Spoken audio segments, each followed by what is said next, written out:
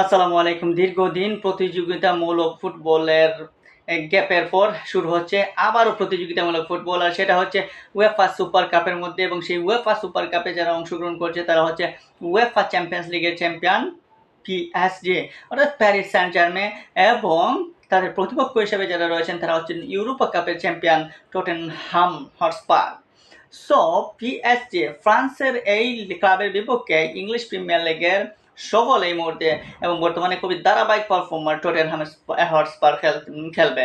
So Tottenham এবং এই PSG যদি ম্যাচ প্রিভিউ বা ম্যাচের বিশ্লেষণ আপনি করতে চান তাহলে দেখতে পারেন যে রিসেন্টলি যে পিএসজির খেলা আমরা দেখেছি এবং রিসেন্টলি যে টটেনহামের আমরা খেলা দেখেছি, সেই থেকে এখন হয়তো কিছুটা পরিবর্তন দেখা যেতে পারে এবং সেই চলমান যে দল বদল চলতেছে সেই দল বদলের কারণে অনেক প্লেয়ারকে পাওয়া যাবে, অনেক প্লেয়ারকে পাওয়া যাবে না।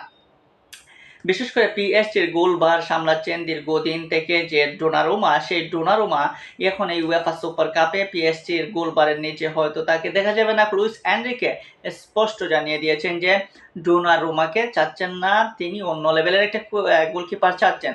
সো ডোনারুমার আজকে না খেলার সম্ভাবনাটাই আপনি 99%। সো ডোনারুমার রিপ্লেস হিসাবে যে খেলবেন তিনিও ফ্রান্সের একজন গোলকিপার। সো ডোনারুমা এবং ওই গোলকিপারের মধ্যে তফাৎটা আজকের এই প্রতিযোগিতামূলক এবং হাই প্রোফাইল বা হাই ইন্টেন্সের এই ম্যাচের মধ্যে স্পষ্ট দেখা যাবে আসলেই ডোনারুমার চেয়ে বেটার কোনো গোলকিপার বর্তমানে পিএসজিতে আছে নাকি এখনো খুঁজতে হবে যে ডোনারুমার মতো গোলকিপার পিএসজি আমরা জানি উয়েফা চ্যাম্পিয়ন্স লিগে কি দুর্দান্ত পারফরমেন্স করেছিল, অসাধারণ পারফরমেন্স করেছে। এমনকি পিএসজির বর্তমান সময়ের সেরা টিম বলা যায়, কৃষক লীগ থেকে উঠে আসা টিম বলেও যারা আক্কা দিতেন সেই বিশ্লেষকরা এখনও পিএসজির ফুটবলের সমালোচনা নয়, এখন পিএসজির ফুটবলের প্রশংসা করেন। তো সেই পিএসজি এখন টটেনহামের সাথে খেলবে। অপরদিকে টটেনহাম তাদের নিউ সেশনের জন্য তাদের ক্যাপ্টেন নির্বাচন করেছে কোচি রোমারো, আর্জেন্টাইন রোমারো। আমরা জানি দুর্দান্ত একজন ফুটবলার এবং সেই রোমারোর কাঁধেই এখন মুহূর্তে দায়িত্ব দিতে চাচ্ছেন ফ্রাঙ্ক, অর্থাৎ টটেনহামের কোচ। সো টটেনহামের এই টিমটাকে নিয়ে কিভাবে রোমারো এগিয়ে যান সেটা দেখতে পারবো আমরা ম্যাচে কিংবা পরবর্তীতে। আমরা দেখেছি সন হিংমিন, যিনি দক্ষিণ কোরিয়ার এই প্লেয়ার, দীর্ঘদিন থেকে টটেনহামে খেলে এসেছেন এবং দীর্ঘ লং একটা ক্যারিয়ারের ইতি টেনে নিয়েছেন। এবার আর টটেনহামে তিনি খেলছেন না।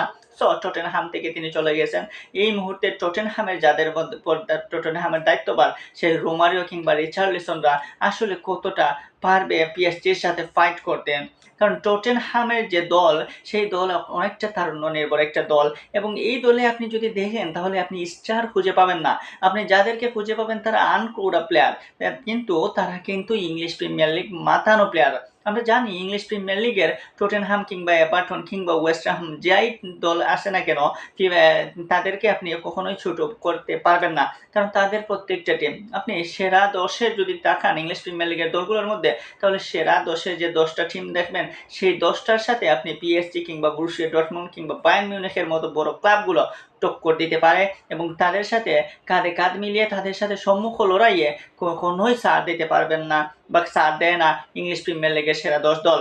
সেই টটেনহাম হটস্পার ইউরোপা কাপের চ্যাম্পিয়ন। এখন সেই ইউরোপা কাপের চ্যাম্পিয়ন এই দলটা, তাদের আত্মবিশ্বাসটা কতটা তুঙ্গে আমরা জানি। তারা যেহেতু ইউরোপা কাপের চ্যাম্পিয়ন, এখন তারা চাইবে যে এই উয়েফা সুপার কাপ চ্যাম্পিয়ন হতে। ইউএফা সুপার কাপ চ্যাম্পিয়ন হতে যদি পারে টটেনহাম, তাহলে বুঝতেই পারতেছেন আগামী সেশনটা টটেনহামের জন্য কতটা আত্মবিশ্বাস যোগাবে। ইংলিশ প্রিমিয়ার লিগ কিংবা চ্যাম্পিয়ন্স লিগ কিংবা ইউরোপা কাপ কিংবা পরবর্তী সুপার কাপের জন্য তারা অনেকটা আত্মবিশ্বাস পেয়ে যাবেন। তো টটেনহামের এই মুহূর্তে বড় একটা যুদ্ধ আজ পিএসজির বিপক্ষে, কারণ দীর্ঘদিন চলতেছে খেলার বিরতি। রিসেন্টলি কিছু ফ্রেন্ডলি ম্যাচ খেলেছে প্রত্যেকটা টিমই। তো ফ্রেন্ডলি ম্যাচের বাইরে এইরকম প্রতিযোগিতামূলক ম্যাচে দাপট দেখানো, এইরকম প্রতিযোগিতামূলক ম্যাচে পারফরমেন্স করা এত চারটেখানি বিষয় না, এত সহজ বিষয় না। এবং সেই বিষয় সহজটাকে যদি সহজ করতে হয় তাহলে মাঠের পারফরমেন্সে শতভাগ দিতে হবে। সো টটেনহামের জন্য বড় একটা পরীক্ষা রয়েছে এই পিএসজি, এবং পিএসজির জন্য এই মুহূর্তে একটা বিশাল পরীক্ষা। এবং লুইস এনরিকের আসলে অনেক কিছু এই ম্যাচ দেখেই হয়তো আগামী সেশনে কাকে রাখবেন কাকে রাখবেন না সেটাও নির্ধারণ করতে পারেন।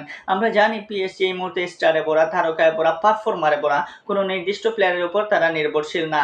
বিশেষ করে ক্যাপ্টেন মার্কিন হুলস কিংবা ডিফেন্ডার বেরাল্ডো তো রয়েছেন, হয় তাছাড়া তাদের দুই right wing left wing Nuno Mendis এবং আশরাফ হাকিমিকে তো আলাদাভাবে চেনার বা পরিচয় করার কোনো দরকারই নাই।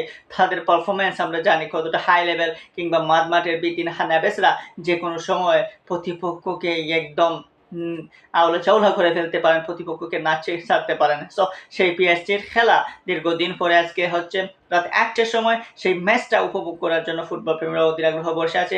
দীর্ঘদিন পরে এইরকম প্রতিযোগিতামূলক ম্যাচে আসলে দেখা যাক কে জয়লাভ করে, ফ্রান্স নাকি ইংল্যান্ডের টটেনহাম।